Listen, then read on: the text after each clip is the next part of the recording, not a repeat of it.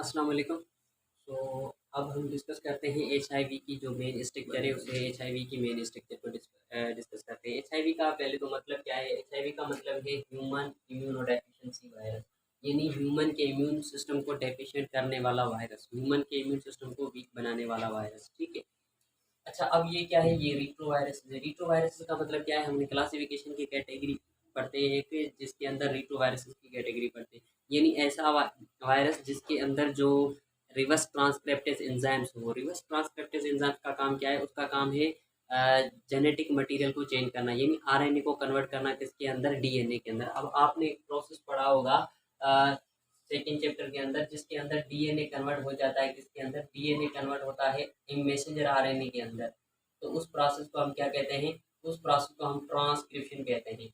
अब इस ये ऐसे वायरसेस हैं जिनके अंदर जो आरएनए जेनेटिक मटेरियल इनका है वो कन्वर्ट हो जाएगा। जब वो सेल के अंदर दाखिल होंगे तो वो कन्वर्ट हो जाएगा डीएनए के अंदर। तो इस प्रोसेस को हम क्या कहते हैं? रिवर्स ट्रांसक्रिप्शन कहते हैं। यानी जब डीएनए कन्वर्ट होता है आरएनए के अंदर तो उस प्रोसेस को हम क्या कहते हैं? ट्रांसक्रिप्शन। लेकिन जब आरएनए कन्वर्ट हो जाए डीएनए के अंदर, उल्टा प्रोसेस हो, तो हम उसे क्या कहेंगे? रिवर्स ट्रांसक्रिप्शन कहेंगे। और ये रिवर्स ट्रांसक्रिप्शन इन किस्म के वायरसेस के अंदर होता है। कौन करवाता है? इनके अंदर एक एंजाइम होता है, रिवर्स ट्रांसक्रिप्टेज एंजाइम। सो इसी वजह से इन्हें क्या कहा जाता है? रीट्रोवायरसेस कहा जाता है। ठीक है। अच्छा, स्पेरिकल इन्वलप्ड होगा, यानी ये क्या होगा? राउंडेड होगा और इन्वलप्ड होगा, यानी इनके अंदर लिपिड जो रिच कैप्सूल है वो प्रेजेंट होगा। ठीक है। आरएनए वायरस, यानी इसका जो जेनेटिक मटेरियल होगा, जीनोम क्या होगा? आरएनए होगा। उसके अलावा इसकी साइज देखें तो 120 नैनोमीटर एंड डायामीटर। डायामीटर इसका क्या होगा? 120 नैनोमीटर। ठीक है। स्ट्रक्चर के हवाले से देख रहे हैं, आपको दिखाई दे रहा है कि spherical lipid rich envelope with glycoprotein spike. ये क्या है?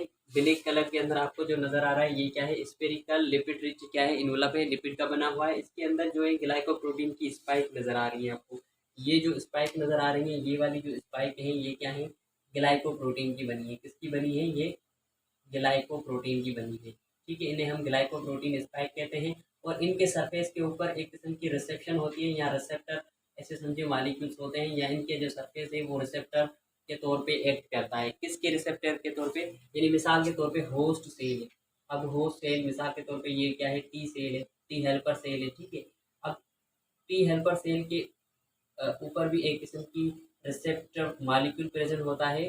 तो ये जो है, ये इस टी हेल्पर सेल से अटैच होने के अंदर क्या करते हैं? हेल्प करते हैं, या टी हेल्पर सेल से अटैच करवाते हैं, ताकि वो टी हेल्पर सेल के अंदर अपना डीएनए, अपना आरएनए इंजेक्ट करके टी हेल्पर सेल को क्या कर सके? इन्फेक्ट कर सके, या खत्म कर सके, या उसको डिस्ट्रॉय कर पाए। ठीक है। तो ये वो सेल के अंदर दाखिल होने के अंदर क्या करते हैं? हेल्प आउट करते हैं, ये जो ग्लाइकोप्रोटीन रिसेप्टर्स है। ठीक है। तो spherical lipid envelope with glycoprotein spike. Glycoprotein spike serve as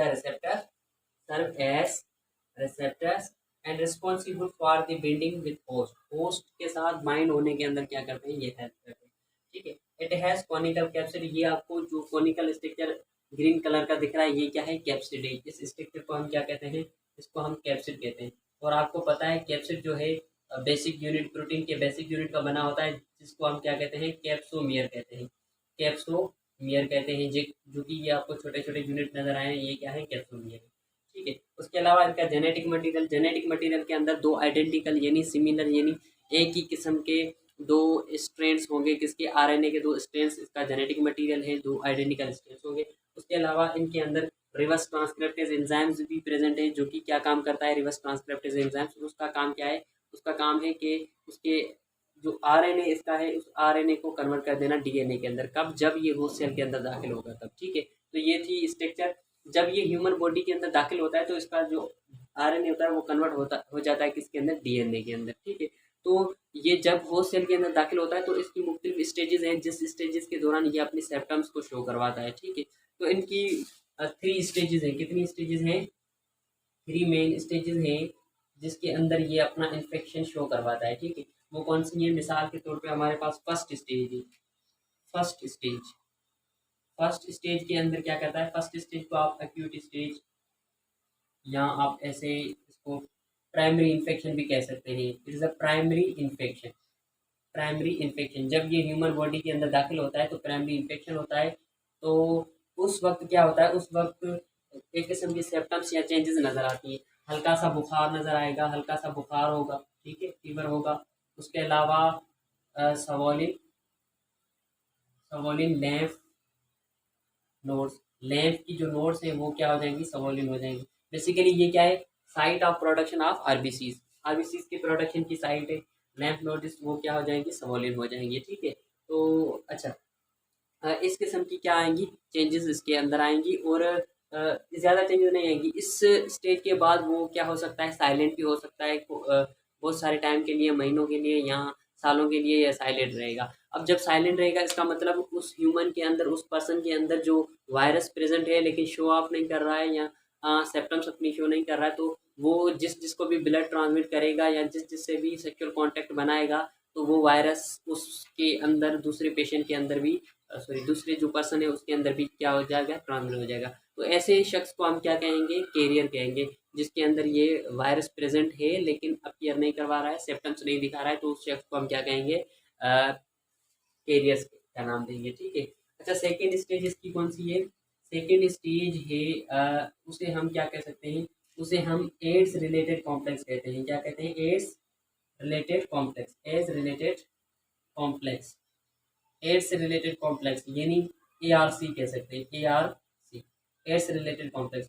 अच्छा, इसके अंदर भी क्या होगा, बुखार होगा, इसके अंदर भी क्या होगा, फीवर होगा।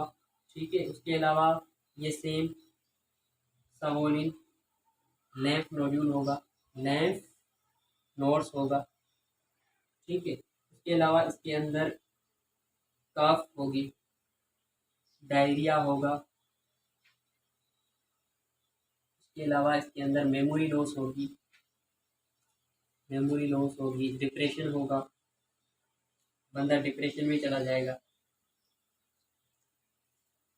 ठीक है, अच्छा, इसके अलावा फर्स्ट कंडीशन के अंदर एक और भी चेंजिंग होती है, जिसे हम क्या कहते हैं, नाइट स्वेटिंग कहते हैं। नाइट स्वेटिंग का मतलब क्या है, रात को बहुत ज़्यादा पसीना आना, उसको हम नाइट स्वेटिंग कहते हैं, जो कि फर्स्ट स्टेज के दौरान होगा। ठीक है, सेकेंड स्टेज के दौरान फीवर होगा, सवलिंग लैम्फ नोड्यूल्स होंगे, कफ, diarrhoea, memory loss, Aahista Aahista वो चीज़ों को बोलना स्टार्ट कर देगा, क्योंकि ये वायरस ब्रेन के अंदर भी इफेक्ट करता है, या ब्रेन सेल के ऊपर भी अटैक करता है। तो इसी वजह से क्या होगा, मेमोरी लॉस होना शुरू हो जाएगी, डेमेंटिया हो जाएगा। ठीक है, न्यूसा भी होगा, ब्लड पॉइजनिंग, ठीक है, डिप्रेशन, तो इस किस्म की चेंजेस नजर आएंगी। अब जो है लास्ट स्टेज जो इसकी इन्फेक्शन की है, वो है थर्ड स्टेज, जिसे हम क्या कहते हैं, थर्ड स्टेज को ही बेसिकली एड्स का नाम दिया जाता है। किसका नाम दिया जाता है, एड्स। एड्स का मतलब क्या है, इम्यून सिस्टम की डिक्रीज, या इम्यून सिस्टम का तबाह हो जाना। जब इम्यून सिस्टम ही तबाह हो जाएगा, तो हमारी जो बॉडी होगी वो क्या बन जाएगी, हमारी बॉडी वीकनेस हो जाएगी, हमारी बॉडी के अंदर वीकनेस पैदा होगी।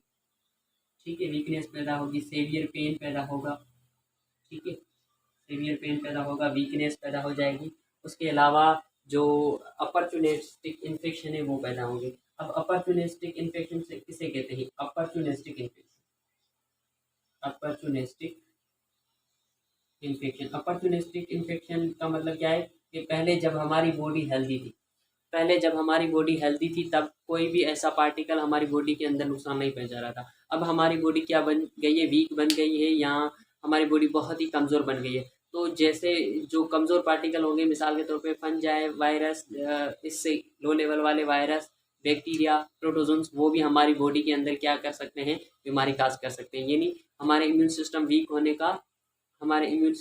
का फ़ायदा उठाकर, इस अपॉर्चुनिटी को उठाकर वो अपना एडवांटेज लेंगे और हमारी बॉडी के अंदर बहुत सारी डिजीज़ काज करवाएंगे। ठीक है, तो इसी वजह से बहुत सारी डिजीज़ होंगी, अपॉर्चुनिस्टिक इन्फेक्शंस की वजह से बहुत सारी डिजीज़ काज होगी। बहुत सारी डिजीज़ की वजह से ही हम इसे नाम, इसका मतलब क्या लेते हैं, सेंड्रम लेते हैं। ठीक है, मीन्स कलेक्शन ऑफ डिजीज़। तो इस स्टेज के दौरान जो पेशेंट की क्या हो जाएगी, डेथ हो जाएगी, क्योंकि ये जो अपने सारे सिम्टम्स जो हैं वो तकरीबन लास्ट स्टेज के अंदर ही शो करता है। अपॉर्चुनिटी दौरान, फर्स्ट स्टेज के दौरान हमें पता नहीं चलता, नॉर्मल बुखार वगैरह होता है तो उसके अंदर पता नहीं चलता कि ये HIV प्रेजेंट है या नहीं। तो लास्ट स्टेज के दौरान जो नज़र आता है, इसी वजह से अपीयर होता है, इसी वजह से इसका मुकम्मल या कंप्लीट इलाज नहीं बन पाया है, इसी वजह से जो है ये खतरनाक है। तकरीबन दुनिया के अंदर अंदाज़ा लगाया गया है कि 33